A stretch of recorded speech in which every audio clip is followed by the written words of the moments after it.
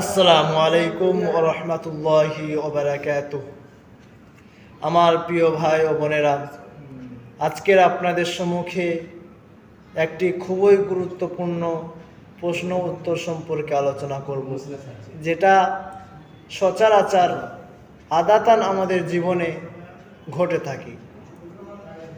সেই প্রশ্নটি হলো যে নাপাকি অবস্থায়, অপবিত্র অবস্থায় মাথার চুল কাটা কিংবা হাত পায়ের নখ কাটা বা নাপাকি অবস্থায় খাওয়া পান করা, এটা কেমন? অর্থাৎ শরীয়তের দৃষ্টিতে এটা জায়েজ না নাজায়েজ? তো এই প্রশ্নের উত্তর হলো যে নাপাক অবস্থায় মাথার চুল কাটা কিংবা হাত পায়ের নখ কাটা বা খাওয়া পান করা এগুলি সবই জায়েজ, কিন্তু খাওয়ার সময় বা পান করার সময় হাত ধৌত করে নেওয়া বা কুল্লি করা এটা উত্তম।